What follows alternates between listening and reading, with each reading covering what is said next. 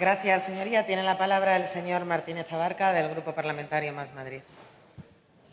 Bueno, muchas gracias. Quiero primero saludar a mis compañeras de la familia Adams y condenar firmemente el tuit de ayer de Miguel Ángel Rodríguez, sobre todo por cortar la foto y no permitir que yo saliera, que estaba en la foto original, un horripilante uso de la cultura de la cancelación del que he sido dramática víctima.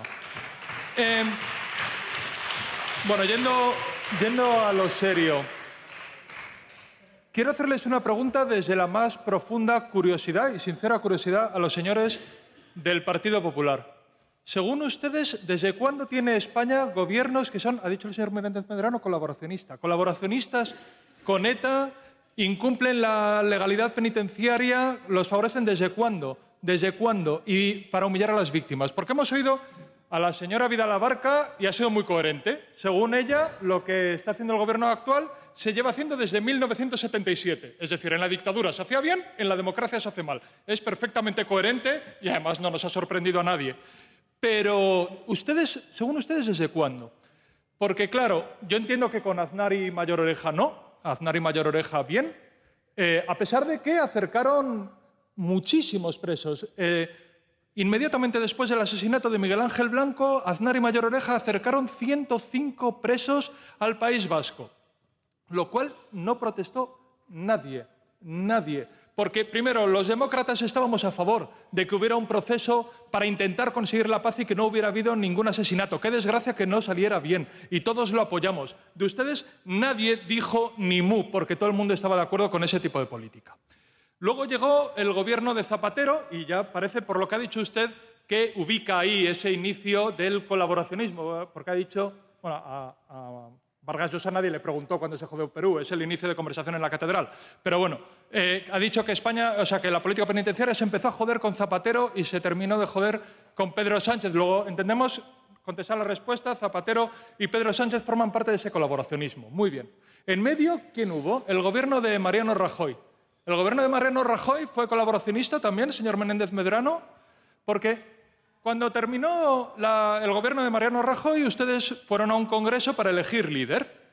Y básicamente había dos candidaturas, Pablo Casado y Soraya Sáenz de Santamaría. Casi todos ustedes iban con Pablo Casado, porque Pablo Casado designó a dedo a la señora Ayuso en 2019 y le hizo la lista electoral de la que salió el primer grupo parlamentario de Isabel Díaz Ayuso. En aquel congreso, el señor Pablo Casado mandó una nota a todos los medios de comunicación. Era una nota que no firmaba ni el Partido Popular ni Pablo Casado, sino una asociación. Y ese comunicado acusaba a Soraya Sáenz de Santamaría de exactamente lo mismo que ustedes están acusando en esta proposición al gobierno de Pedro Sánchez. De vulnerar la legalidad, de dar privilegios a los presos etarras, de liberarlos a mansalva y de humillar a las víctimas del terrorismo. En vez de chapote, entonces se utilizaban a bolinaga. Era un poco Soraya que te vote bolinaga, la misma inmundicia que están ustedes soltando ahora. La asociación que firmaba ese comunicado era Dignidad y Justicia, presidida por el señor Daniel Portero. Y claro, es de bien nacido ser agradecidos y en 2019 Pablo Casado lo metió en la lista del Partido Popular para esta Asamblea de Madrid. Le pregunto, señor Menéndez Medrano, ¿está usted de acuerdo con lo que firmaba el señor Daniel Portero? Luego se lo mando si quiere, el comunicado que firmaba usted. No diga que no. No mienta también ahora. Señoría, por favor. ¿Está usted de acuerdo con lo que decía el señor Menéndez Medrano? Perdón, ¿con lo que decía el señor Portero? Porque decían exactamente lo mismo. Porque ustedes no dividen la sociedad entre quienes defienden los derechos humanos y quienes los vulneran. No defienden la sociedad entre víctimas y verdugos. Dividen la sociedad entre víctimas que les son útiles y quienes no les son útiles. A quienes no les son útiles, ustedes no tienen el mínimo pudor en machacarlos. Atacaron a ustedes sin ninguna piedad a Pilar Manjón por no sumarse a sus mentiras sobre el 11M. Pilar Manjón, víctima del terrorismo yihadista, tuvo que llevar escolta para protegerse de la extrema derecha que se tragaba las mentiras que vomitaba el Partido Popular también desde esta Cámara y también en Telemadrid con José Antonio Sánchez. Ustedes han insultado y atacado a Irene Villa por no sumarse a la campaña de acoso contra nuestro compañero Guillermo Zapata cuando la lanzaron. Ustedes han atacado en esta misma casa a Consuelo Ordóñez por no sumarse a su campaña de vómitos con el que te vote chapote. Han atacado a Gorka Landaburu. Con Eduardo Medina han oscilado. Cuando salió en la película La pelota vasca le llamaron de todo, cómplice, vendido, con síndrome de Estocolmo, pero como ahora rivaliza con Pedro Sánchez, ahora ya sí hay que guardarle el respeto que hay que tener solemnemente a las víctimas del terrorismo, porque ahora ustedes interpretan que les es útil.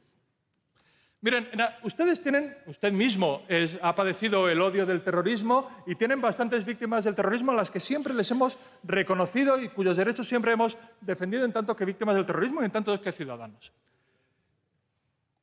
Cuando ustedes dejen de ser útiles al Partido Popular de Madrid, le machacarán. Les machacarán como han hecho con todas las víctimas que no les han sido útiles, que no les han reído las gracias para la propaganda y los intereses privados del Partido Popular. Entonces les aseguro que nosotros seguiremos respetándoles, seguiremos protegiéndoles, seguiremos defendiendo sus derechos. Lo que no nos sumaremos es a la campaña de mezquindades, de propaganda y de odio que han utilizado ustedes siempre. La señora Vidal Abarca era muy coherente diciendo que desde el 77, porque es verdad que entonces los fascistas ya decían exactamente lo mismo que ustedes están diciendo contra Gutiérrez Mellado y contra Suárez, llamándoles traidores y acusándoles de todos los atentados, y de hecho esa fue una de las justificaciones que daban ustedes para el 23F. Pero los demócratas no deberíamos estar ahí. Y si de verdad se respeta a las víctimas del terrorismo, proposiciones infames como la que usted ha venido hoy a defender no deberían tener lugar en una Cámara democrática. Muchas gracias.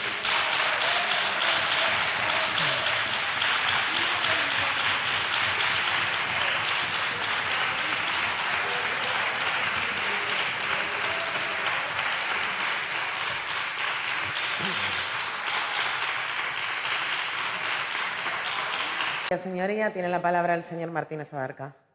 Señor Daniel Portero, yo creo que igual no me ha escuchado, no me ha entendido bien y ha desmentido cosas que yo no he dicho. Yo no he dicho que usted le hiciera el comunicado a nadie. Supongo que lo haría usted. No me meto. Yo tampoco sé quién le llamó por teléfono. Si esas cosas... a mí no me llamó Mónica García para estar en esta lista. Me parece que me lo dijo Manuela de Bergerot. O sea, es eso.